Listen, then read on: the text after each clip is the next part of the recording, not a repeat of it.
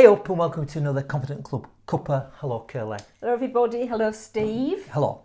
Hey, we're on Steve's book, How to be a Complete and Utter Duck Up, chapter 39 already. Don't commit to lifelong learning. I'm just going to read this quote out because I really like it. It's by Benjamin Franklin. If a man empties his purse into his head, no man can take it away from him. An investment in knowledge always pays the best interest. So true. Yeah, now this is a mind read this, but yes. I suspect we're speaking to the converted during this cuppa. Because if you're watching this, you're probably into learning some stuff as well as having a break for a cup of tea, right? Yeah. However, there are loads of people out like that, aren't there? Yes. So we only work, don't we, Curly, that people that we... Well, people that we like and share our values. Yeah, and one of those things would be being willing to keep learning. Yeah, but occasionally, not so much now, but back in the day, I remember going to see maybe a chief exec somewhere who'd heard about what we do and they'd be kind of saying things like, oh, great, presentation mastery, my team need a bit of that, they need a bit of this, they need a bit of the other. And then at the end of the conversation, I'm going, and what do you need? And like his eyes would glaze over and he'd live in that place called... Oh, is it called Done Learning? Yeah. A little bungalow with Done Learning. I'm finished now. Well, the other objection we used to get a lot as well was, what if I train my people and they leave? Yeah. And what do we say to that? So, well, if you don't train them, they stay. Yeah, and then like their brain just like shrivels to the size of little dried up So cake. let's assume we're speaking to converted and we've got some big learners out there. Yeah, excellent. So what would be some tips we could add to that, right? Well, when I used to work in advertising as creative director, and we used to do these development, not appraisals, because that's when you sort of say, what's that mistake you made last week? Even though the last 12 months you've been great. Development discussions. And one of my questions I always used to ask people was, what have you learnt this year and how have you used it? Something you can do that you couldn't do last year. And they go, you mean to be like a copywriter or an art director? I went, no, anything. Like a hobby or a pastime. And right? could they? Sometimes, but they never thought that learning something outside of it, if you like, their discipline. Yeah. So I think the other thing is, when you think about learning, it's like how broad do you make it?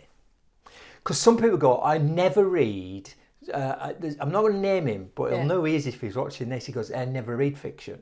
Yeah. I only read, biographies, autobiographies, business books, because I'm in business. And I go, well, I get that. But I'm going, I think you're missing a real opportunity there, because there's loads of things. There's always something to learn. So I think it's like, what are you looking at and what areas are you looking at? So there's your discipline. So if communication's your thing, how can I improve my communication? But there's these other things that can kind of cross over to that. That's the first thing I say about learning. So ask yourself that question on a regular basis. Or, we're not that well into the 2023, are we? What did you learn last year? Yeah. Have you asked yourself that question? Well, I mean, I would say, wouldn't we? Because we're talking about continuous learning. For the last 25 years, we have made this learning about communication skills. It's been a quest. I'm going to use that word. Yeah, a delightful quest. A delightful quest that we thoroughly enjoy. When we learn something new, often from one of our delegates, we get really, really excited. And apply it immediately and see if it works. Yeah. And it's interesting, and what we also know is, because the other thing I would say about learning is, it's not just the learning, it's applied learning. Because anybody can read a book, but that's just theory. And we're big on making it behaviour, right? So the other question to ask yourself is not what did I learn, how did I apply it and did it work, right? Because it's delightful, and this happens occasionally when somebody gets in touch with Curly and says, I don't know, I've moved house and I can't find my workbook from the presentation mastery workshop, and it's a great resource. Can you send me another one? And you'll say, well, when did you come? And they go, I don't know, 10 years ago. You go, well, it's a completely different workbook. It's evolved and changed, right? Which is exciting for us, exciting for delegates, because there's always something else to learn.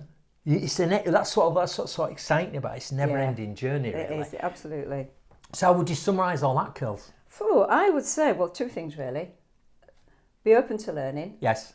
But more importantly, apply it.